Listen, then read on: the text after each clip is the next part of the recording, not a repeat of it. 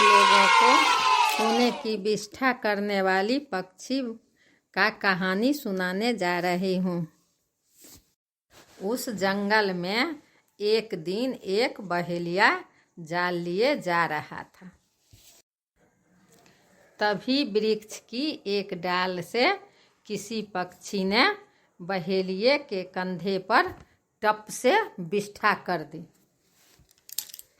विष्ठा मतलब चट।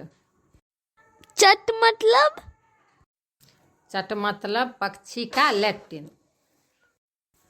बहेलिये ने अपने कंधे पर ध्यान से देखा जो क्या टप से गिरा, तो उसने देखा पक्षी का विष्ठा है। बहेलिया ने विष्ठा हटाने लगा तो उसमें उसको चमक दिखाई दिया, तो वो देखा उसमें तो उसमें सोना दिखाई दिया। बहेलिये के आश्चर्य का ठिकाना न रहा। उसने सोचा, बचपन से ही मैं पक्षियों को फंसाता रहा हूँ। मुझे 50 वर्ष हो गए, पर कभी मैंने किसी पक्षी की विष्ठा में सोना नहीं देखा हूँ।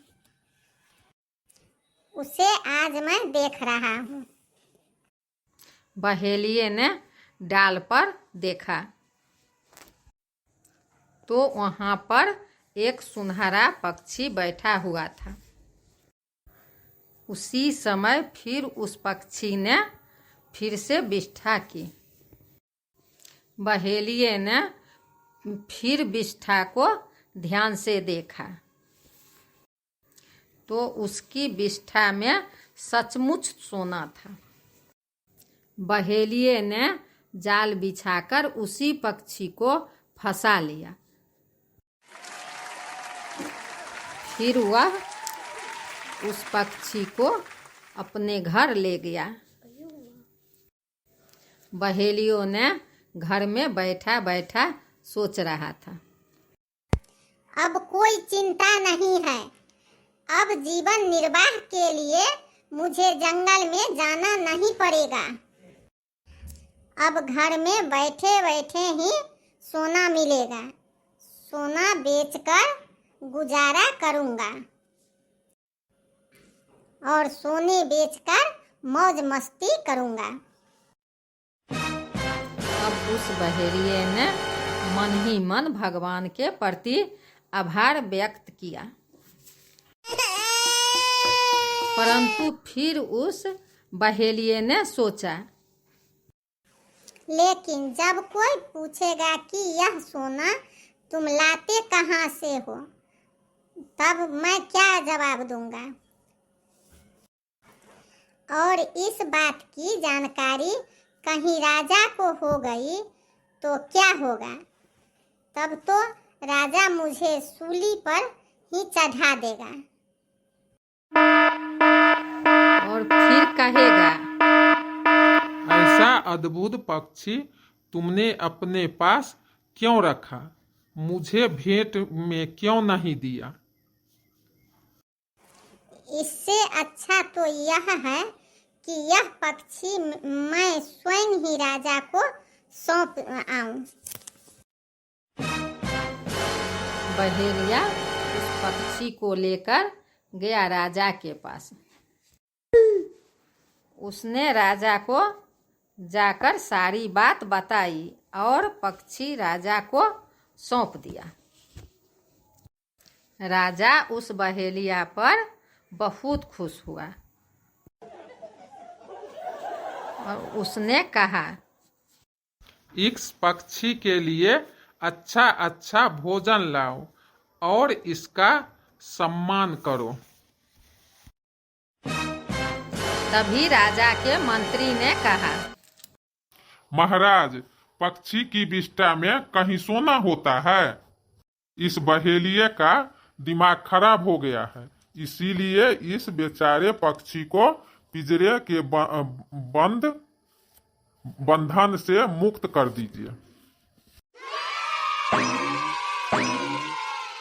मंत्री का यह बात सुनकर राजा सहमत हो गया और फिर बोला, मंत्री जी ठीक कहते हैं।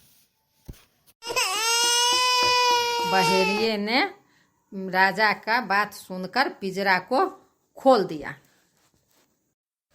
उसी समय वह सुनहरा पक्षी तुरंत उड़ गया और जाकर महल के ऊंचे खंभे पर बैठ गया।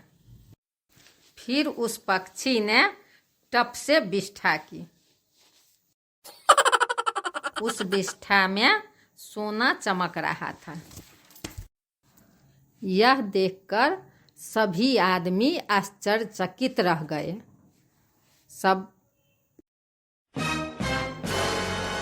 सबका आश्चर्य शांत होता इसके पहले ही पक्षी मनुष्य की भाषा में बोला,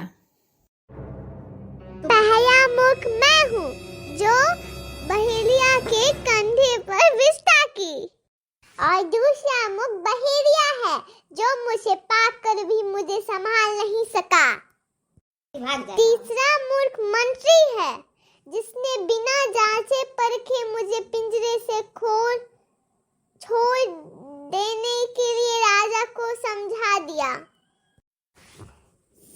और चौथा मूर्ख राजा है, कान का कच्चा, छानबीन किए बिना ही मंत्री की बात मान ली।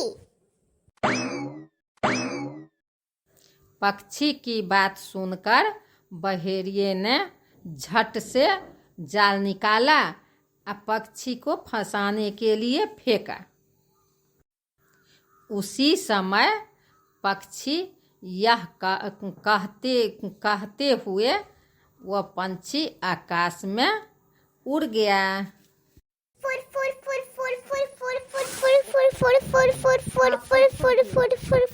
मेरे चैनल को सब्सक्राइब करें, वीडियो को लाइक करें और अपने दोस्तों के साथ शेयर